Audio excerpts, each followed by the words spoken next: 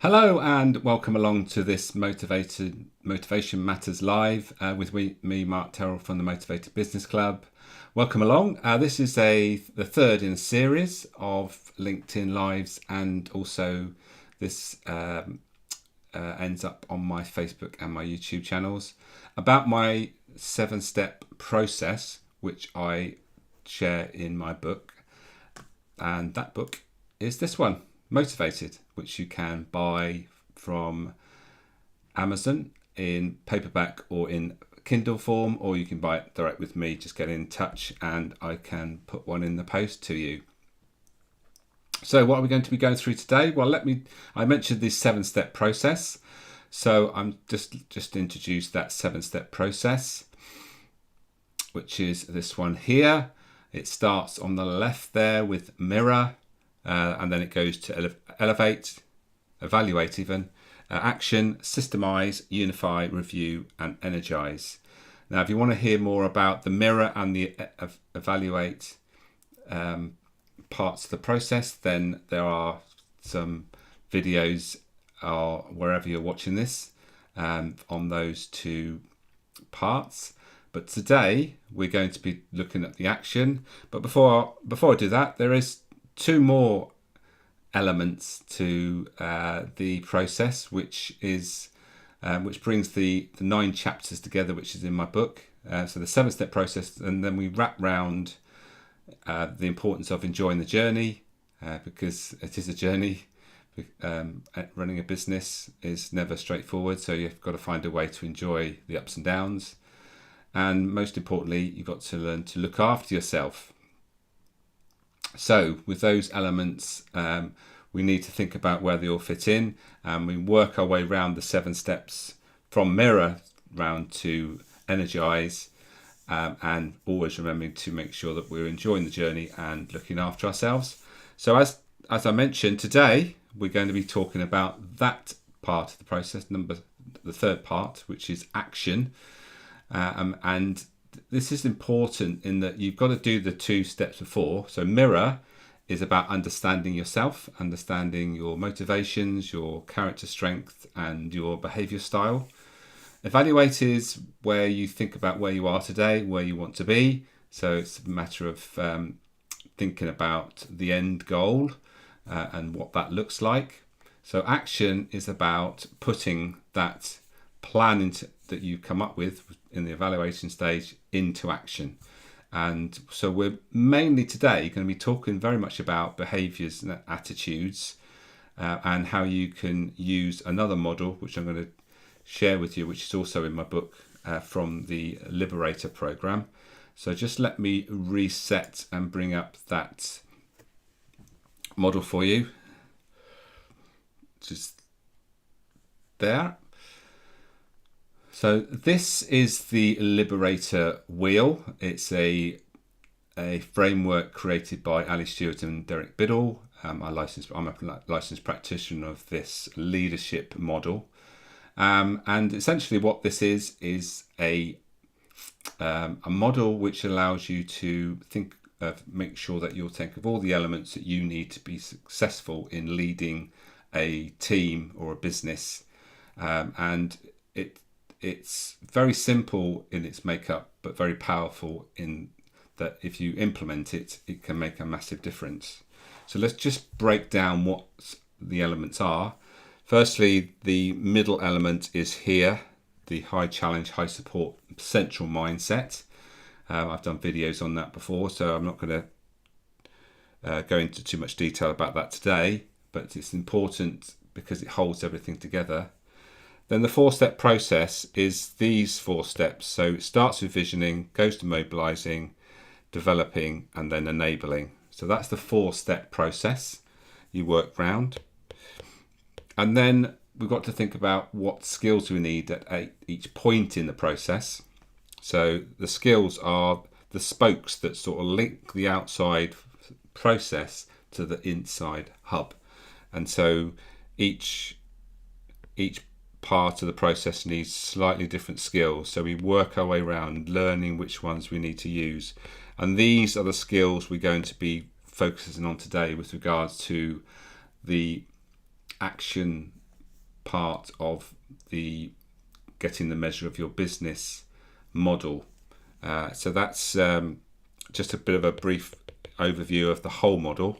But what we're going to do today is look at the right hand two segments. So those are the visioning, and the mobilizing stages. So let's just stop at visioning for a while, because this is sort of a step that you think about in the previous step in getting the measure of your business, the evaluate stage, where you think about what is your vision. So what do you need to do when you're setting a vision? You need to have a clear vision. You need to decide the right course of action. Then you need to stand back and watch and observe as things are going on, and that helps you evaluate where you are. And you have to have an authentic personal style, which is I cover in the M.E.A.S.U.R.E stage of my getting the measure of your business. M stands for mirror. So these are important steps that a lot of people don't pay enough attention to. They get straight on to let's do stuff, and don't really understand where they're going, why they're doing it, and essentially also understanding themselves in regards to how do you show up, and what impact does that have on the people around you. And it's important to understand the impact we have, good and bad. None of us are perfect. So the impact is around how we show up and how people perceive us.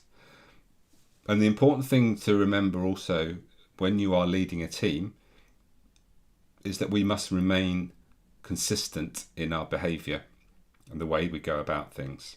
So this model helps you to stay consistent, and when you get off track, then using this model, it will get you straight back on track by highlighting what you might have, the mistake you might have made. So visioning is where you sort of set your intentions. The next step is when we go to mobilizing, and this is the hardest work. This is the part of the leadership sort of model. This is where most things are happening, and this is where there's 5 skills you need to use. The other two parts of the model, there are 3 skills you use at each step in that process. So this is a busy stage. So what do we need to think about with regards to mobilizing? Well, firstly, we need to be explicit. It's an undervalued, under-recognized skill, I suppose you could say, that people aren't taught how to be explicit. But it's very important if you need to get your message across to your team, to make sure that they are really on board and they understand exactly what is expected of them.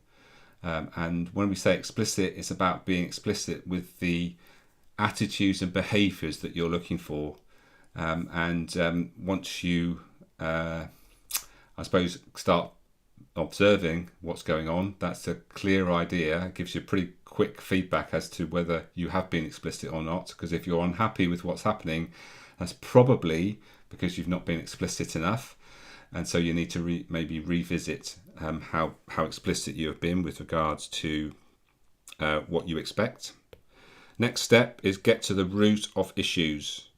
So when things are not going to plan, then there's obviously a problem. It might be that you haven't been explicit. It might be a behavioural issue with team members. But you've got to nip things in the bud and really get to the bottom of the issues as soon as you can. And there is a great tool that I have which allows you to do that, particularly when it's people issues, called the Performance Navigator. It's a flow diagram where you can really get to understand where things might be going a little bit awry. I think I might be a sneeze. No, I think I'll be all right for a minute. So getting the root of the issues quickly is important. Next step is to be appropriately assertive. So this is really important, is that you could make some really clear, explicit instructions to your team, but then things start happening a bit differently. and you have to think about how you are going to make sure that everybody stays on track. And being assertive is important. Being appropriately assertive is the key. Assertiveness is not being stroppy. It's about reminding everyone what the intention are, and importantly, what attitudes and behaviours you're looking for. So being appropriately assertive is using those things to reassert why things aren't quite going to plan. So moving on round then, give empowering feedback. Feedback is essential to anyone, because if people aren't getting feedback, they won't know whether they're getting it right. So there's an important thing around feedback in that you must give at least 4 times more positive feedback than you do negative. Because if you are the sort of manager or leader who only thinks about catching people doing things wrong, then you're not going to be in a very good position when things do go wrong, because they won't appreciate that you are noticing the good things in them. So they'll just think that you're looking out for the bad and the mistakes they're making. So it's important that you get into a rhythm almost with regards to giving empowering feedback. And when we say empowering feedback, that's very much about behaviours. So when you see some behaviour that you want some more of, then notice it firstly, and that's the important thing. Identify what it is clearly to the individual and say, thank you for doing X, and then connect it to an outcome and say something like, because you did this, that allowed this to happen. And then the important thing here is to ask them to do more of it. So make sure that you notice it, tell them what they've done, connect it to an outcome, and then ask them to do it more often. And then you are more likely to get that behaviour going forward, especially if it's sort of in line with your values. So giving empowering feedback is key, making sure that you're giving more positive than negative. And then finally, resiliently maintain momentum. So it's making sure that you are looking out for how things are going.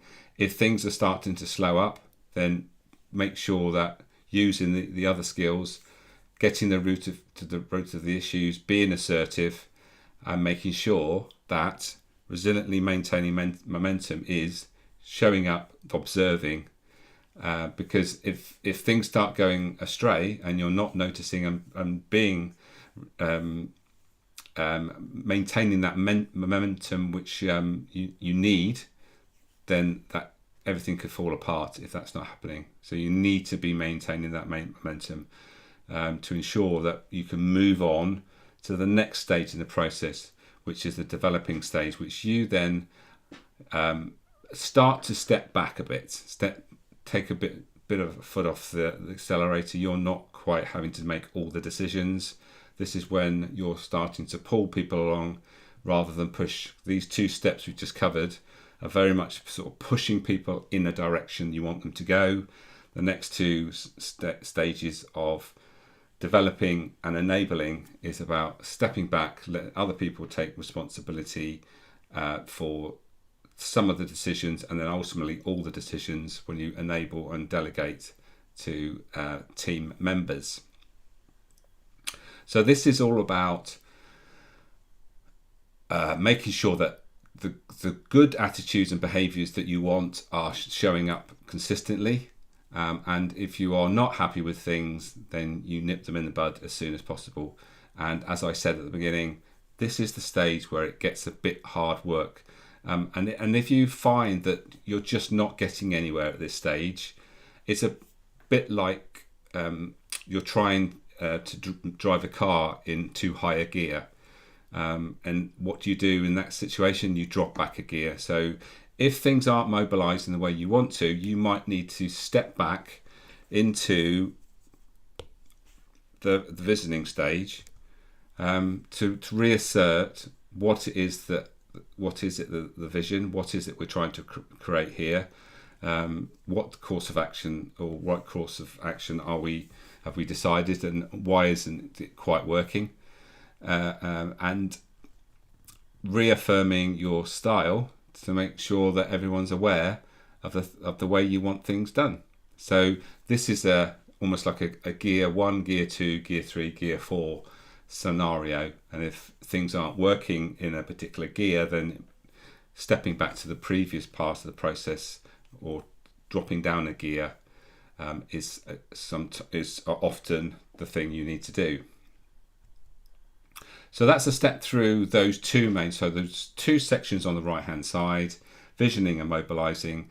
This is how you mobilize your plan of action, which you've come up in your evaluation stage. And the evaluation stage is about understanding where you are, where you want to be, and then thinking about what we need to do to get there. And this model will help you to put your plan into action and monitor it, and most importantly, be there when things maybe are the wheels are starting to come off, maybe to keep the wheel analogy going, and so that you don't have to really pick up the pieces and start afresh. It's easier just to tweak things as you go along. So I hope you found that useful. I will be back with a few more videos to cover the other 4 steps of the process. So just to run through what the 7 steps are. This is how you get the measure of your business. M is for mirror, E is for evaluate, A is for action, S is for systemize, and that will be the next video I do, the importance of systemizing and processing everything in your business. U is for unify. That's when you start to bring the team together, understand how building a team is going to allow your business to grow.